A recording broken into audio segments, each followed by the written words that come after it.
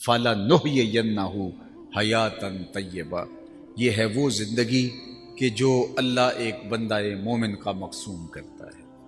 لوگوں نے سمجھا کہ اس کا وجود ہی مٹ گیا ہے، اس کے اجزاء بکھر گئے ہیں، اب اس کا نشان نہیں بچا، لیکن جو اپنی زندگی میں سفر ارتقاء پہ گامزن رہتے ہیں تو وہ کبھی مرا نہیں کرتے۔ ربعی بن حراش ساری زندگی ہنسے نہیں، فرماتے تھے کیا خبر میرا انجام کیا ہو۔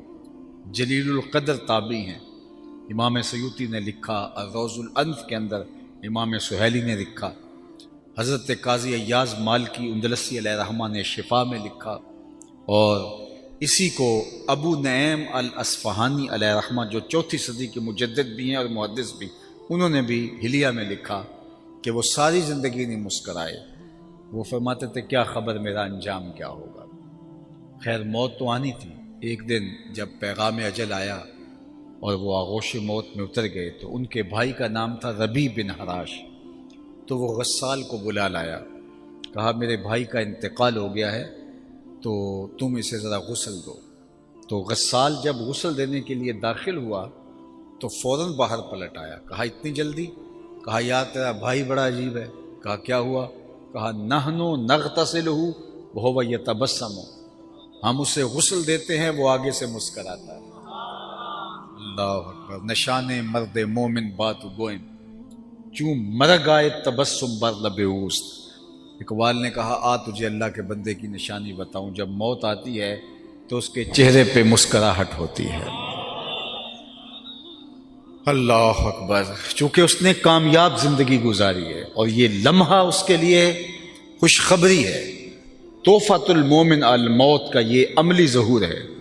اوروں کے لیے تو موت بھیانک ہوتی ہے، لیکن جنہوں نے اپنی زندگی اللہ کے نام وقف کر دی، اس کے نام لگا دی، تو پھر یہ موت ان کے لیے ایک بھیانک منظرنامہ نہیں ہے بلکہ یہ تحفہ بن جاتی ہے۔ حضرت ابراہیم علیہ السلام کی خدمت میں اسرائیل حاضر ہوئے قبض روح کے لیے، تو پوچھا کدھر آئے ہو؟ کہا قبض روح کے لیے۔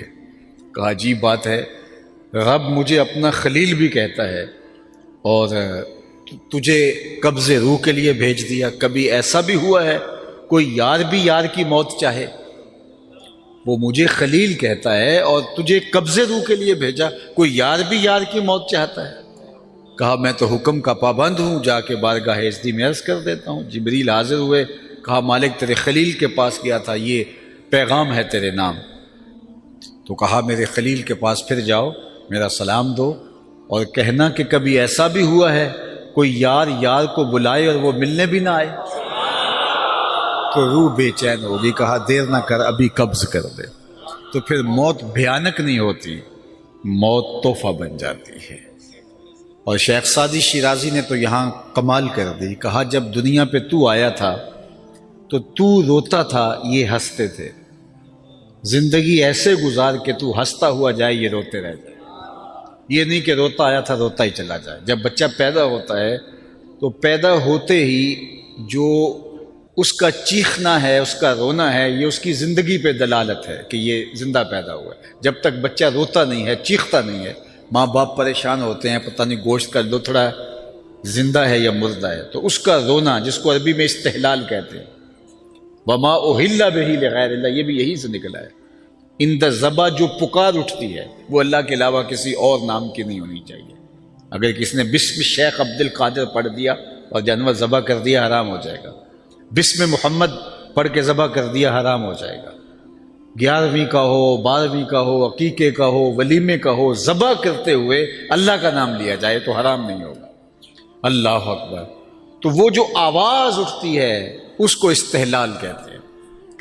بلکہ حضور سے پوچھا گیا کہ حضور جب بچہ پیدا ہوتا ہے تو روتا کیوں ہے؟ طبرانی نے موجم میں لکھا، پوچھا گیا کہ جب بچہ پیدا ہوتا ہے تو روتا کیوں ہے؟ فرمایا اس کے ساتھ ایک ہمزاد جنم لیتا ہے جو اس کی پسلیوں کو چھیڑتا ہے، جس کی وجہ سے وہ روتا ہے۔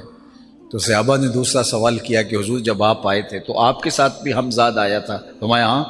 تو کہا کہ اس نے تو آپ کو کوئی اس طرح کی چیز نہیں کی؟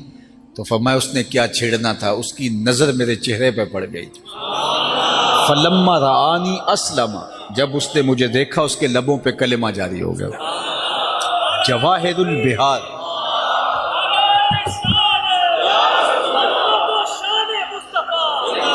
جواہر البہار فی فضائل النبی المختار کے اندر امام نبہانی نے باقاعدہ باب باندھا ہے کہ حضور کا ہمزاد مسلمان ہو گیا تھا۔ دیکھنے والے کہا کرتے ہیں اللہ اللہ، یاد آتا ہے خدا دیکھ کے صورت تیری۔ اللہ نے حضور کا جمال ایسا بنایا تھا جو دیکھتا وہ پکار اٹھتا کہ یہ اللہ کے رسول ہی ہو سکتے ہیں۔ کہا اس نے کیا چھیڑنا تھا مجھے، فلما رآنی اسلم، جب اس کی نظر میرے جمال نور پہ پڑی تو اس کے لبوں پہ کلمہ جاری ہو گیا۔